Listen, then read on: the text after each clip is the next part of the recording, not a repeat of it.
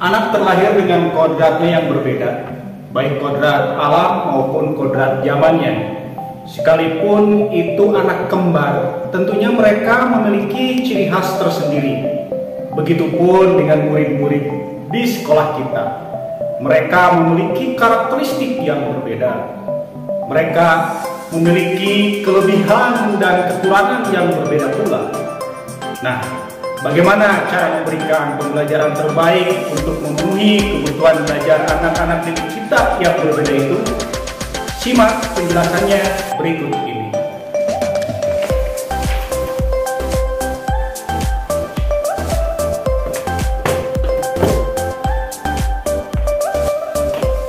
Assalamualaikum warahmatullahi wabarakatuh.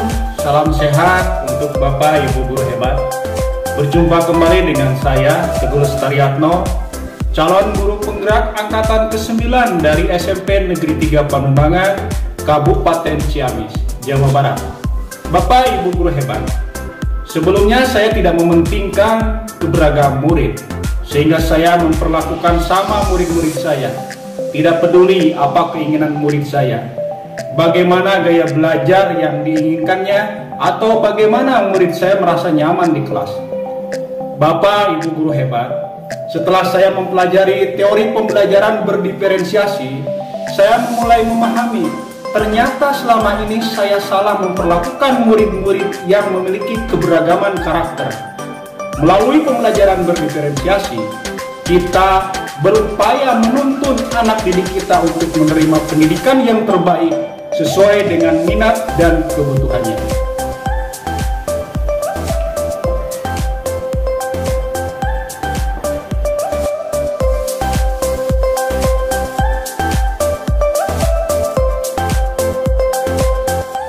Bapak Ibu guru hebat, sebelum melakukan pembelajaran berdiferensiasi, saya melakukan asesmen diagnostik untuk mengetahui gaya belajar murid dengan menggunakan observasi pada Google Form yang saya bagikan kepada peserta didik saya. Dari hasil observasi tersebut, dapat diambil kesimpulan, terdapat 12 anak dominan dengan gaya belajar visual, 11 anak dominan dengan gaya belajar auditori, dan 10 anak dominan dengan gaya belajar kinestetik.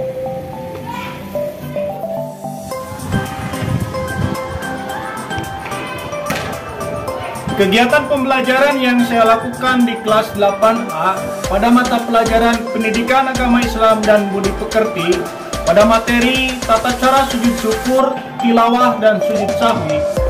Di awal pembelajaran, tentunya saya mengawali dengan memberi salam, menyapa murid, menanyakan kabar, berdoa sebelum belajar, mengecek kehadiran siswa, memberi pertanyaan pemantik dan menyampaikan tujuan pembelajaran dan penilaian, serta diakhiri dengan melakukan kesepakatan kelas.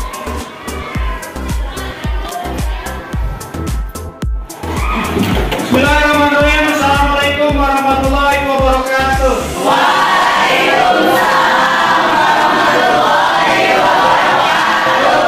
Bagaimana kabarnya anak-anakku hari ini? Baik. Sehat ya? Sehat. Alhamdulillahirrahmanirrahim. Sebelum mulai pembelajaran hari ini, pagi ini, alangkah baiknya kita berdoa dulu. Silakan KM untuk memimpin doa. Sebelum kita belajar, marilah kita berdoa. Berdoa mulai.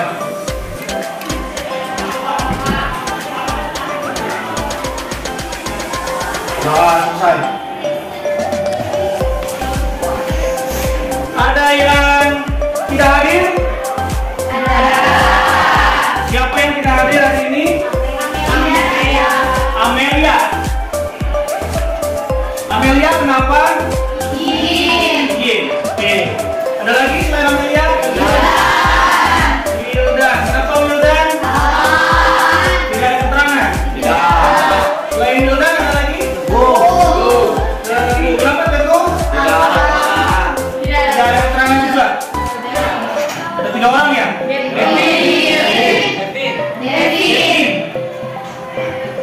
Devin kemana?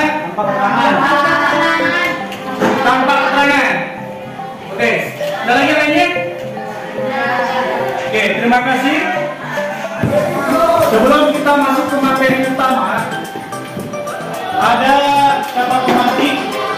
Yang pertama, apa yang dimaksud dengan sujud syukur? Yang kedua, apa yang dimaksud dengan sujud tilawah? Dan yang ketiga, apa yang dimaksud dengan sujud sahwi? Silakan acungkan tangannya yang bisa menjawab pertanyaan kata pematik ini. Silakan acungkan.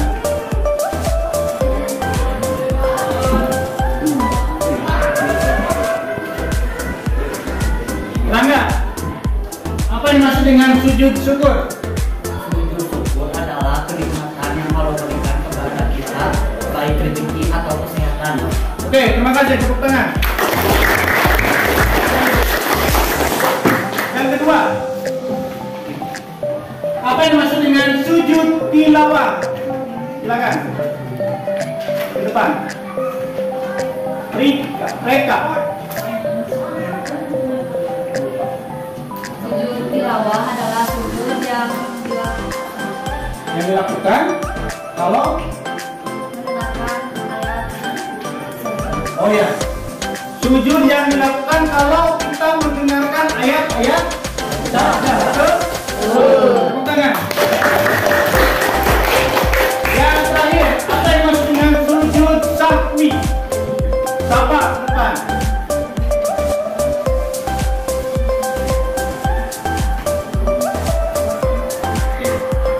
Sujud sahwi adalah sujud yang dilakukan dalam sholat karena lupa melakukan sesuatu yang seharusnya dilakukan. Betul? Tepuk tangan. Oke, terima kasih. Kita kasih aplaus kepada Sapa, kemudian Reka dan juga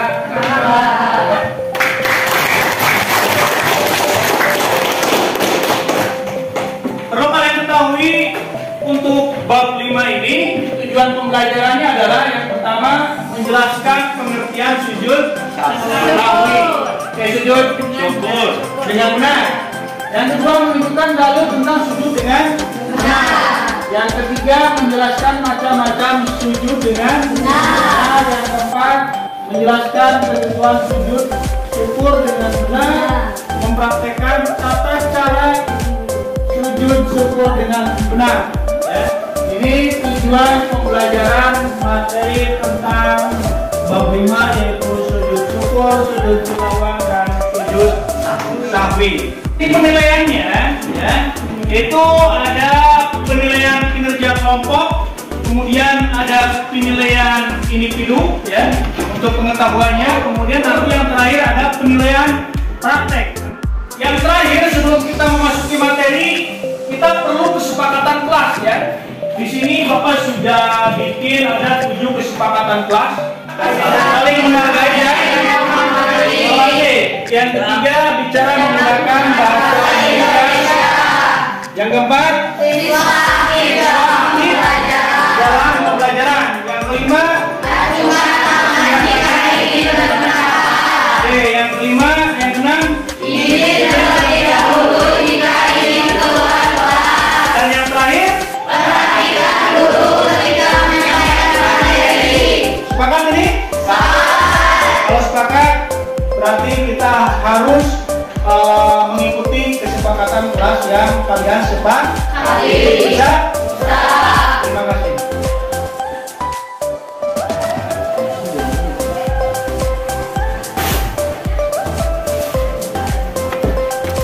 Bapak Ibu guru hebat, sesuai dengan profil belajar murid yaitu gaya belajarnya, saya membagi menjadi 3 kelompok, yaitu kelompok dengan gaya belajar visual, kelompok dengan gaya belajar auditori, dan kelompok dengan gaya belajar kinestetik. Masing-masing kelompok diperlakukan berbeda untuk mempelajari materi tata cara sujud syukur tilawah dan sujud sahwi.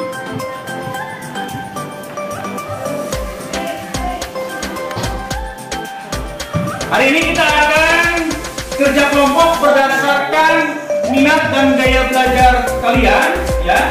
Pengelompokkan ini hasil dari observasi yang kalian isi pada Google Form. Ini kelompok apa? Kinestetik. Yang ini kelompok auditory. Dan yang ini kelompok audiovisual. Silakan kalian berdiskusi tentang tata cara sujud syukur tilawah dan juga sujud sahwi ya. Nanti ada lembar kerja yang ingin Bapak kasihkan untuk auditory dan juga audiovisual. Itu nanti lembar kerjanya di Google Form, bukan di Padlet. Jadi nanti kalian buka HP-nya, di bawah HP-nya nggak? Buka dengan HP-nya. Oke, nanti auditory dan audiovisual kalian linknya sudah dibagikan di grup, link Padletnya nanti kalian buka. Kemudian untuk kinestetik atau lembar kerjanya nanti kalian isi ya. Paham dari sini? Bapak Ibu guru hebat, selanjutnya tiap-tiap kelompok diberi tugas untuk mengerjakan lembar kerja. Bagi kelompok dengan gaya belajar visual dan auditori, mereka mengerjakan lembar kerja online menggunakan platform Padlet dengan link yang saya berikan di WA Group. Sedangkan kelompok dengan gaya belajar kinestetik, mereka mengerjakan lembar kerja yang langsung diberikan oleh saya. Setelah anak-anak berdiskusi dengan kelompoknya, mengerjakan lembar kerja, tiap-tiap kelompok mempresentasikan hasil diskusi di depan kelas. Pada kegiatan inti, guru mengakhiri dengan kesimpulan dan penguatan materi kepada peserta didik. Bagaimana diskusinya, sudah beres semuanya? Sudah. Selanjutnya kita akan masuk ke sesi presentasi. Siapa yang akan maju duluan untuk presentasi? Silakan Raka. Tepuk tangan untuk Raka.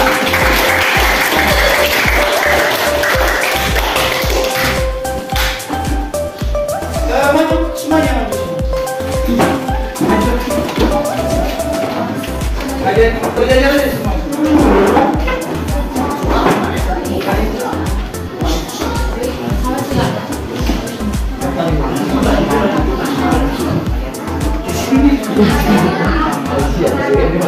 Ya, sana. Assalamualaikum warahmatullahi wabarakatuh. Waalaikumsalam warahmatullahi wabarakatuh. Di sini kita dari kelompok radiotori ingin mempresentasikan hasil kerja diskusi kami. Sujud sahwi, tata cara sujud sahwi. Sujud sahwi tidak perlu takbir. Pelaksanaan sujud sahwi sama dengan melaksanakan sujud rokaat rukun sholat, yaitu 2 kali sujud yang dipisahkan dengan duduk antara 2 sujud. Segala syarat dan ketentuan yang berlaku pada sujud rukun berlaku pula pada sujud sahwi. Sujud ini bisa dilakukan sebelum juga sesudahnya asar, waktunya tidak terlalu lama dan tidak terlalu lama. Apabila lupa tahiyat awal dan dia sudah berdiri untuk rakaat ketiga, maka tidak perlu duduk kembali, tapi teruskanlah rakaat tersebut sampai selesai. Kemudian di akhir sholat lakukan sujud sahwi sebelum salam. Apabila imam salah dalam hitungan rakaat atau yang lainnya, maka hendaknya makmum mengingatkan imam dengan bacaan subhanallah bagi laki-laki atau menepuk punggung tangan bagi wanita. Jika seorang imam lupa bacaan atau tidak bisa meneruskan bacaannya, maka hendaklah salah seorang makmum mengingatkan dengan cara membacakan ayat tersebut supaya imam ingat dan meneruskan bacaannya.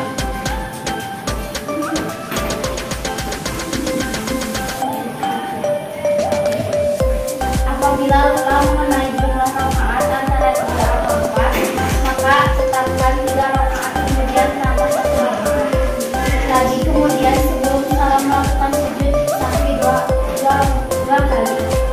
Bacaan sujud sahwi: Subhanaman la yanamu wala sayyid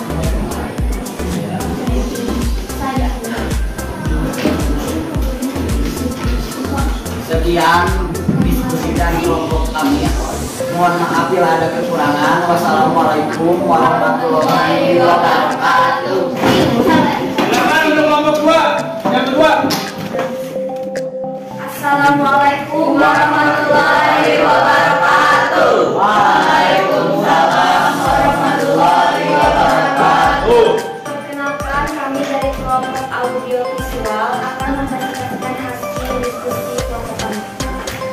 Yang satu, sujud syukur. Tata cara sujud syukur dilakukan secara spontan dengan berdiri menghadap kiblat. Setelah itu, langsung sujud 1 kali lalu duduk untuk mengucapkan salam. Sujud syukur hanya dilakukan 1 kali untuk satu nikmat atau terhindar dari musibah.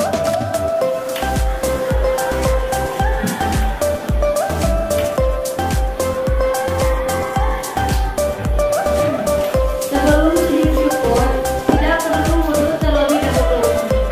Tidak perlu dalam keadaan bersih dari hadas dan najis. Hukum melaksanakan sujud syukur adalah sunnah. Sujud dilakukan di luar sholat. Tidak boleh dilaksanakan dalam sholat.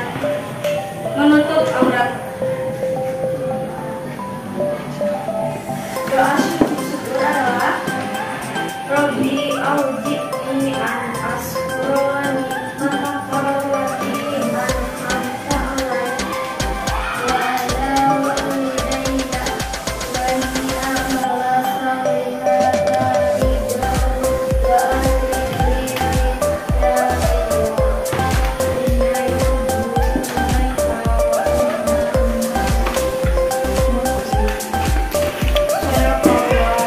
ahli Sekian presentasi dari kelompok kami.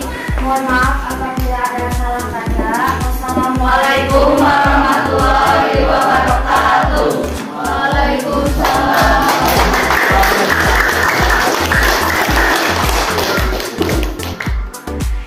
Bapak Ibu guru hebat, rangkaian pembelajaran berdiferensiasi memasuki tahap penutup.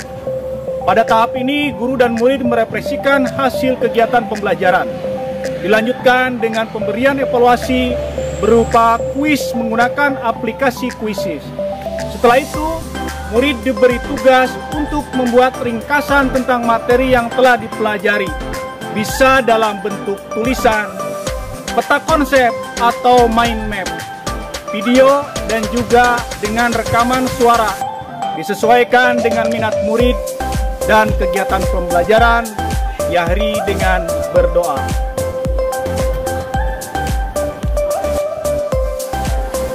Refleksi, ya. Kita simpulkan apa yang kamu dapat dari materi tentang sujud syukur, sujud tilawah, dan sujud tahwid. Kelompok audio visual, silakan siapa yang mau menyimpulkan? Silakan berdiri. Di sini saya setelah mengetahui bagaimana sujud syukur tidak hanya dilakukan saat kita mendapatkan kenikmatan dan rezeki saja. Saat kita terhindar dari musibah, kita juga disunahkan untuk melakukan sujud syukur oleh Nabi Muhammad SAW. Terima kasih atas semuanya. Tepuk tangan. Ya, betul sekali ya yang disampaikan oleh teman kalian. Kalau kita mendapatkan terhindar dari bencana, ya, terhindar dari kecelakaan, itu sunnahnya kita harus melakukan sujud syukur. Bukan hanya pada hal-hal yang sifatnya membuat kita bahagia, ya, kita mendapatkan rezeki, kita dikasih kesehatan, umur panjang dan sebagainya, kita mendapatkan hadiah, ya, kita tuh bahagia, kita senang, kita syukur, bukan hanya itu. Oh Pak, sekarang saya tahu ketika kita mendengarkan seseorang membacakan ayat-ayat Al-Quran, lalu dia membacakan ayat sajadah, kita langsung sujud tilawah. Ayat sajidahnya contohnya apa saja? Quran surat apa? Quran surat Al-Isra ayat 109. 109. Oke. Ada lagi? Ada Pak. Quran surat Al-Hajj ayat 18. Al-Hajj ayat 18. 18. Oke. Terima kasih. Tepuk tangan.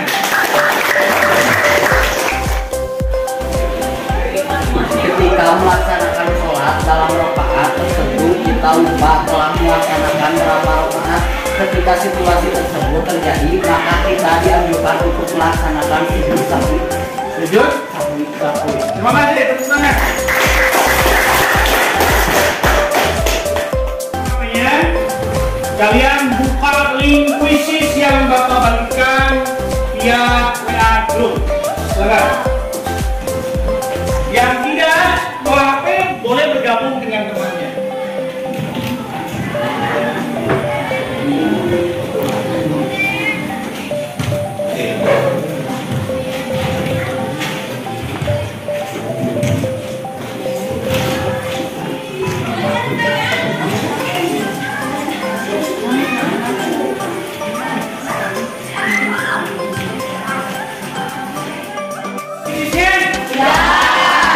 Bagaimana kalian bisa mempergunakannya? Bagaimana asiknya? Hasilnya bagaimana hasilnya? Mereka berapa hasilnya mereka? 100. Berapa? 60. Beda 10 ya dengan mereka ya. Ada yang di bawah 80? Berapa? Ahmad, berapa? 60. Semangat nanti coba lagi ya. Oke. Untuk tugasnya kalian membuat resume. Apa resume? Rangkuman. Ya. Bisa lewat tulisan, bisa menggunakan voice note. Tahu voice note? Tahu. Ya. Atau bisa kamu bikin video. Paham? Mau pakai TikTok boleh, mau pakai snack video boleh. Yang penting tentang resume atau rangkuman pada pelajaran hari ini tentang sujud syukur, sujud awal dan sujud akhir. Terima kasih. Untuk batas pengumpulannya itu minggu depan, berarti ada waktu sekitar satu minggu. Kita ketemu lagi di hari